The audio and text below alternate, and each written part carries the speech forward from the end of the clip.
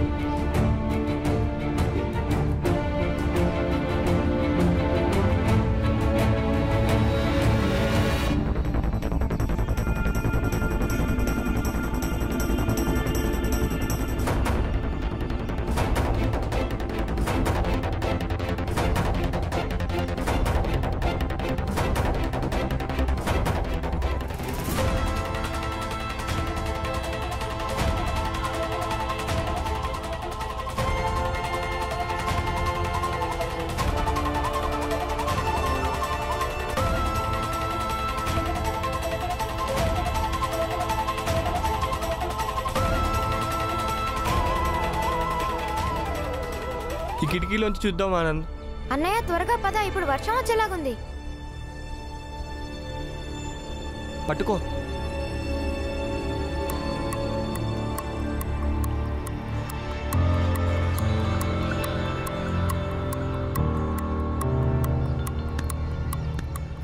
మీరు భయపడకండి, దయచేసి మేము చెప్పేది వినండి.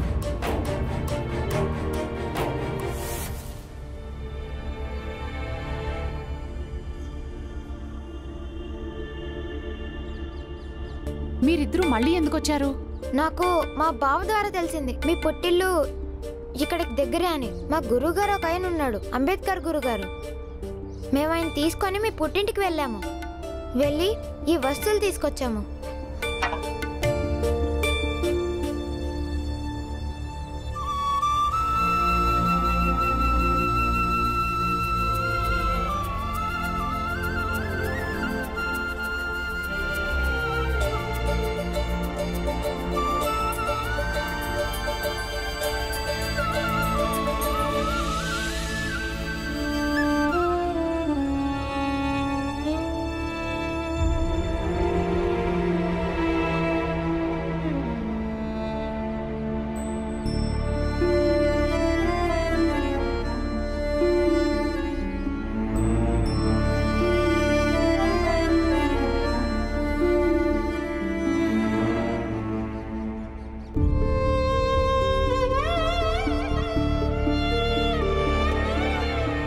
నేను స్కూల్లో చదువుకునేటప్పుడు అప్పుడొచ్చాయి నాకు ఈ మెడల్స్ ఇంకా ట్రోఫీ.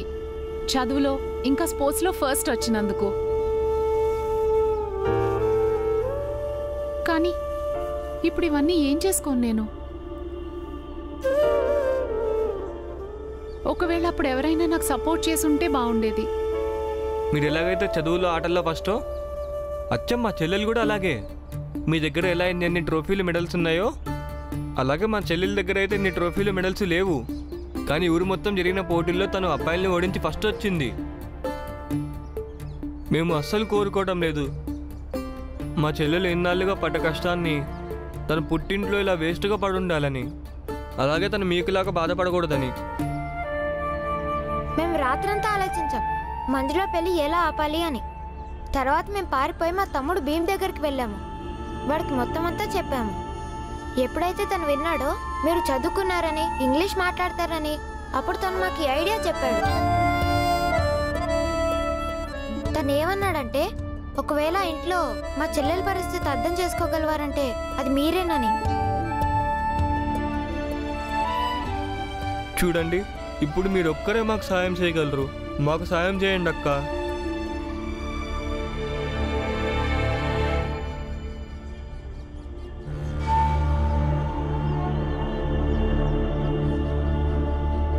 మీరిద్దరూ మళ్ళీ వచ్చేసారా ఇక్కడికి? బాగా మొండి మూర్ఖుల్లాగా ఉన్నారే.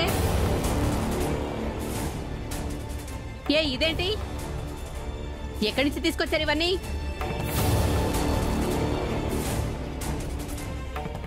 ఏంటిది? అరే మిమ్మల్ని అడుగుతున్నాను ఏంటిది అని. అవి ఈమె చదువు సర్టిఫికేట్లు. మీరు ఎలాగైనా ఈ పెళ్లిని ఆపేయండి. ఇప్పుడు మా చెల్లెలు చదువుకోవాలనుకుంటుంది.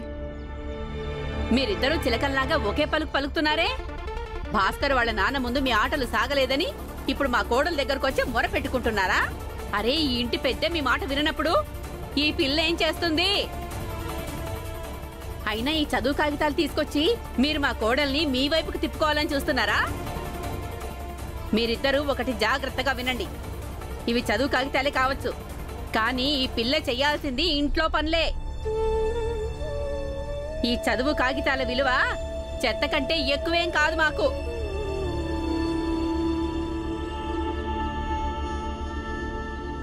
వీటి స్థానం ఈ పెట్టెలో కాదు బాబు, పెంట పోగులో పడేయాలి తెలుసా?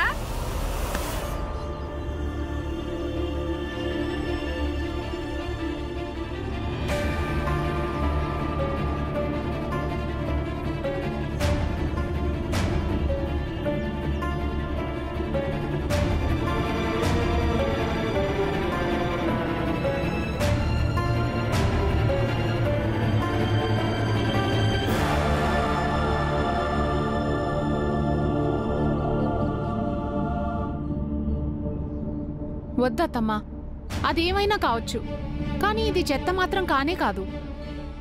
అయినా నేను చెప్తున్నాను, మీరు వీటిని పడేయడానికి వీల్లేదు. మీ దృష్టిలో వీటికి ఏమీ విలువ లేకపోవచ్చు, కానీ నా దృష్టిలో ఇవి వెండి బంగారం కంటే ఎంతో విలువైనవి. ఇలా మాట్లాడటానికి నీకు సిగ్గుగా అనిపించట్లేదే? మీ చేత్తో పలక పట్టుకుని ఒక్క అక్షరం కూడా రాయలేరు మీరు. అందుకే మీకు ఈ విషయం సంతోషాన్ని ఇవ్వదు, మీ కోడలు బాగా చదువుకుందని. అయినా నేనెందుకు సిగ్గుపడాలి? నేనేమైనా తప్పుడు పని చేశానా ఏంటి నాకు సిగ్గేయడానికి? డిగ్రీని చెత్త అనే వాళ్ళు సిగ్గుపడాలత్తయ్య. అమ్మో ఎంత బరి తెగించేసావే నువ్వు. ఇప్పుడు పెళ్లి గిళ్ళి తర్వాత ముందు నీ తాట తీస్తాను. ఉండు. పద, నడు. నేను సర్దుకుంటాను. వదిలిపెట్టండి. ఏంటి ఎక్కువ చేస్తున్నావు?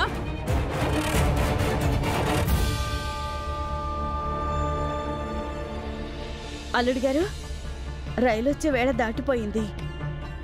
గంగా, భీమా, తులసి ఇంకా వాళ్ళ నాన్న ఇప్పటిదాకా రాలేదు. ఈ పాటికి రైలు వచ్చేసే ఉంటుంది. వెళ్ళి చూద్దాం. చూడు బాబు, ఆ మిఠాయి వాడు మిఠాయిలు చేశాడో లేదో చూసిరా బాబు. నేను చూసొస్తాను. గంగా,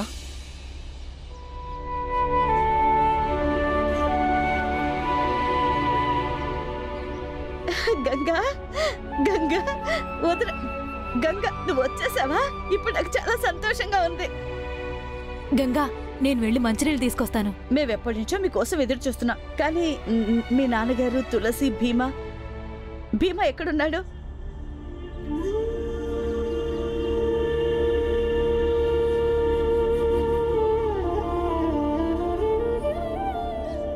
ఎందుకు ఏడుస్తున్నావు?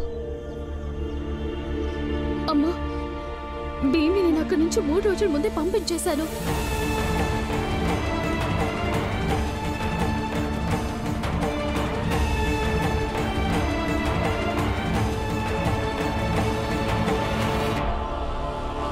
అత్తమ్మా, పద. రావే, బాగా బరి తెగించేశావు కదే. బాగా నీతులు చెప్తోంది. 4 అక్షరాలు నేర్చుకోగానే పెద్ద వకీల్నని అనుకుంటోంది.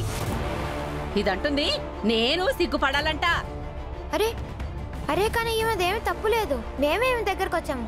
ఆమెదేమీ తప్పులేదు, మేమే పెళ్లి గురించి మాట్లాడడానికి వచ్చాం. మీరు నోరు మూసుకొని ఉండండి. ఇదంతా చేసింది మీరిద్దరే. కాదు, ఈ పిల్లలదేమీ తప్పులేదు. ఈ పిల్లలు కరెక్టే,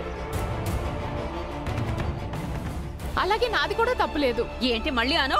నీ నాలుక చీర నీ చేతలు పెడతారేమనుకుంటున్నావో? వీళ్ళు కరెక్టే అత్తమ్మా.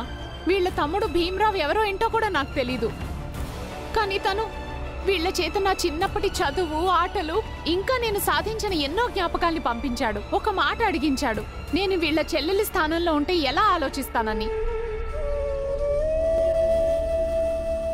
నా అభిప్రాయం ఏంటంటే, ఒకవేళ నేను వీళ్ళ చెల్లెలి స్థానంలో ఉంటే ఖచ్చితంగా ఈ పెళ్లి జరగకూడదనే అంటాను. ఏంటి?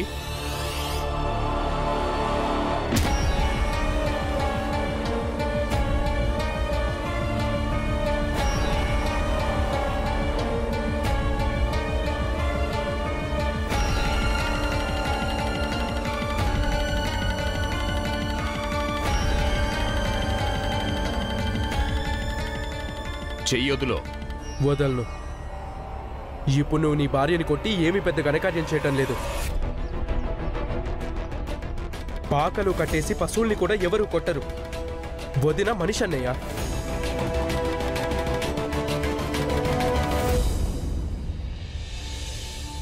నేనంత కష్టపడి చదువుకున్నది ఇందుకోసం కాదు. నా సర్టిఫికేట్స్ మెడల్స్ అన్నీ ఇలా పెట్టెలో పెట్టి మూలను పడేయడానికి. నా తల్లిదండ్రులు నా మీద ఎన్నో ఆశలు పెట్టుకుని జ్యోతిరావు పూలే గారు స్థాపించిన బాలికా విద్యాలయంలో చదువుకోవడానికి పంపించారు. నేను కూడా బాగా చదువుకుని గొప్పదాన్ని అయ్యాననే అనుకున్నాను. కానీ ఈరోజు ఒక విలువలేని కోడలుగా మారిపోయాను. నేను మా అత్త ఏది చెప్పినా ఈ కోడలు నోరు మూసుకుని అదే చెయ్యాలి. మా మావయ్యకి బుద్ధి పుట్టినప్పుడల్లా నన్ను దగ్గరికి పిలిచి ఇంగ్లీష్లో మాట్లాడమన్న సాకుతో నేను చదువుకున్న చదువుని నా డిగ్రీని ఎగతాళి చేస్తారు. ఇక నా భర్త ఎప్పుడంటే అప్పుడు నా మీద చెయ్యెత్తుతారు. ఆయన నన్ను ఎందుకు కొట్టగలుగుతున్నారంటే నా డిగ్రీ సర్టిఫికెట్లు ఈ పెట్టెలో బందీ అయిపోయాయి కాబట్టి. ఒకవేళ ఈరోజు నా చదువు సార్థకం అయి ఉంటే అప్పుడు నాతో పాటు నా చదువు కూడా జవాబు చెప్పేది. ఉద్యోగం చేసేదాన్ని, నాకు ధైర్యం వచ్చేది. స్కూల్ టైంలో ఎంతో ధైర్యస్తురాలని పేరున్న ఈ రేణుకకి చదువుతో సంబంధం తెగిపోగానే నేనొక పిరికి పెళ్ళంగా పనికిరాని కోడలుగా మిగిలిపోయాను.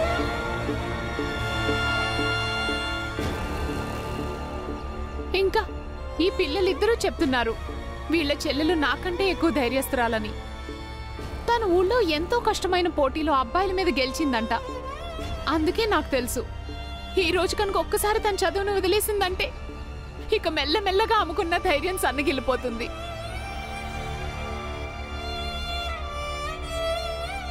అప్పుడు తన కళలు కూడా నా కళల్లాగానే ఏదో ఒక రోజు ఖచ్చితంగా ఇలా పెట్టెలో బందీ అయిపోతాయి. చూడండి, వీళ్ళలాంటి అన్నదమ్ములు ఎవరూ నాకు లేరు. ఉంటే నా పెళ్లి ఆపడానికి ప్రయత్నించే వాళ్ళేమో. కానీ వీళ్ళు ప్రయత్నం చేస్తున్నారు. అందుకే నేను వీళ్ళకి తోడుంటాను. ఈ పెళ్లిని వ్యతిరేకిస్తాను. ఈ పెళ్లి ఆపడానికి నా సాయశక్తులా ప్రయత్నిస్తాను. అందుకు మీరు నన్ను చంపినా సరే నాకు ఇష్టమే.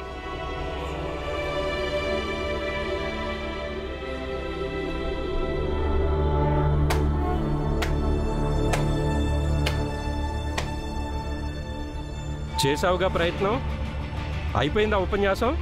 ఇదిగో నిన్ను చంపితే మాకేమీ లాభం లేదు, కానీ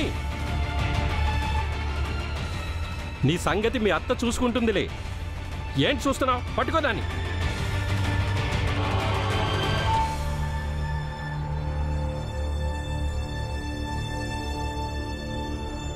కూర్చో.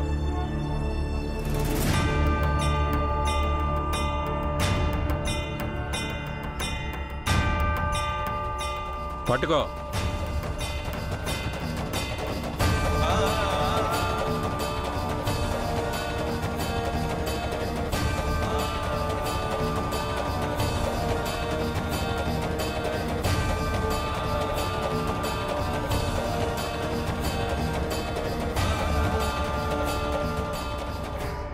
నేను భీమ్ని 3 రోజుల ముందే అక్కడి నుంచి పంపించేశాను. అక్క పెళ్ళుంది, ఇంటికి వెళ్ళిరా అని, లేదంటే అమ్మ కంగారు పడుతుంది అని. నువ్వు ఇంటికి వెళ్ళు, నేను కూడా నీ వెనక పెళ్లి రోజుకల్లా వచ్చేస్తాను అన్నాను. సరే అక్క నేను వెళ్తాను నాతో అన్నాడు. మా మావయ్య గారితో చెప్పి వన్ రైలు ఎక్కించి రమ్మన్నాను. కానీ నిన్న నానొస్తే అప్పుడు తెలిసింది భీమ్ ఇంటికి రాలేదని. నన్ను వెర్రిదాన్ని చేసి ఎక్కడికి వెళ్ళాడో ఏమో వాడు తెలీదు.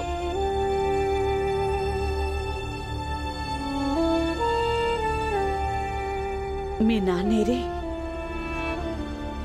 నాన్నకి సంగతి తెలియగానే నాన్న వాడిని వెతకడానికి వెళ్ళాడు. నాన్నే నన్ను ఇక్కడికి పంపించాడు. వెళ్ళి అమ్మతో చెప్పు, పెళ్లిలో ఎలాంటి లోటు రాకుండా చూసుకోమని అన్నాడు. నాన్న భీమ్ని తీసుకుని పెళ్లికి ముందే ఇక్కడికి వచ్చేస్తానన్నాడు.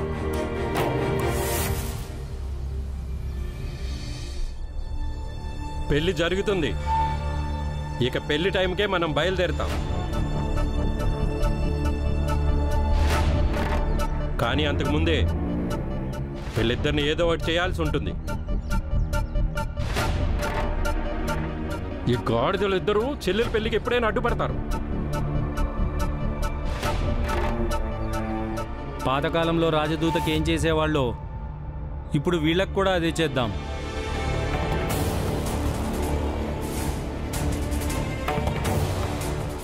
ఏమంటావు? అప్పుడు వీళ్ళిద్దరికీ బుద్ధి రావటం కాదు, వీళ్లతో పాటు వీళ్ళ ఇంట్లో వాళ్ళకు కూడా బుద్ధి వస్తుంది. పిల్లల్ని అద్దుల్లో పెట్టుకోకుండా వీళ్ళని గాలికి వదిలేసినందుకు. అప్పుడు వీళ్ళు పెద్దోళ్ళ విషయంలో వేలు పెట్టకుండా ఉంటారు, ఇంకా వీళ్ళు అద్దుల్లో ఉంటారు.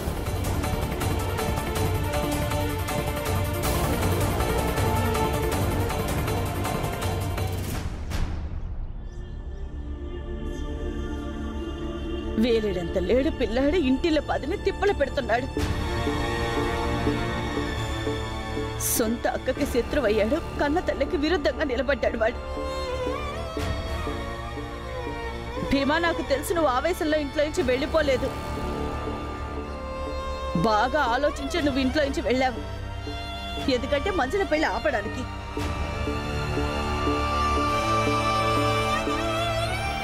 నువ్వు చేసేదేదో చేస్తూనే నీ అన్నలు కూడా రెచ్చగొట్టావు కదా.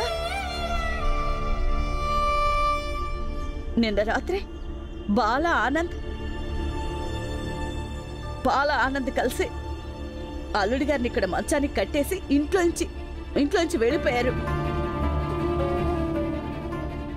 అందరూ కలిసి నన్ను ఏడిపిస్తున్నారు. భీమా, నువ్వు మీ అమ్మని ఎందుకు అర్థం చేసుకోవటం లేదు?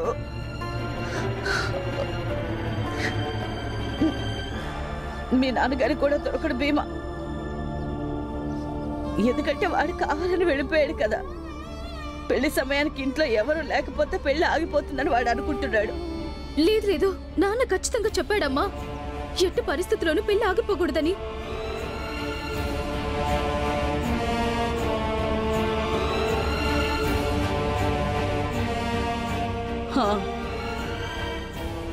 పెళ్లి అనుకున్న సమయానికి అవుతుంది. ఎవరు ఆపుతారో చూస్తాను.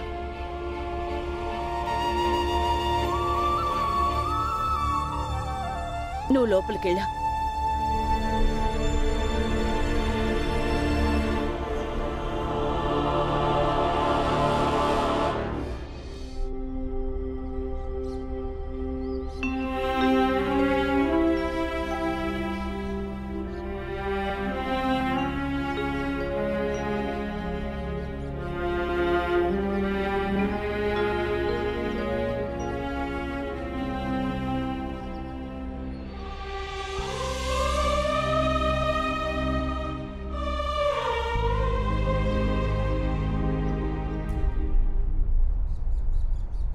మంజులా, నీకు కూడా ఈ పెళ్లి ఇష్టం లేదా మన భీమ్కి లాగా?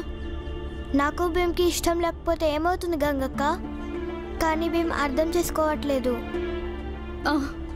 అందుకే కదా వాడి ఇంట్లో అందరినీ ఇలా ఏడిపిస్తున్నాడు. నువ్వు తులసిని ఎందుకు తీసుకురాలేదు? ఎలా తీసుకొస్తాను? దారంతా భీమ్ని వెతుక్కుంటూ వచ్చాను. నాతో పాటు దాన్ని కూడా ఎలా తిప్పను? ఏం బాధపడకు, నీ పెళ్ళైన తర్వాత నీ అత్తారింటికి తీసుకొస్తాను, అప్పుడు కలుద్దు. కానీ అత్త, ఏంటమ్మా? ఆనంద్ అన్నయ్య బాల అన్నయ్య గురించి ఏమైనా తెలిసిందా? లేదు, ఏమీ తెలియలేదు.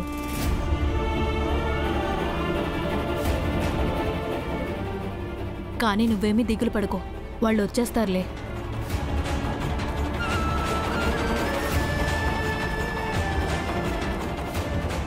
వదిన చెప్పింది నిజమే, వాళ్ళందరూ కలిసే ఉన్నారు. అక్కడి నుంచి భీమ్ మాయమయ్యాడు, ఇక్కడి నుంచి వీళ్ళిద్దరూ. అసలేమీ అర్థం కావడం లేదు.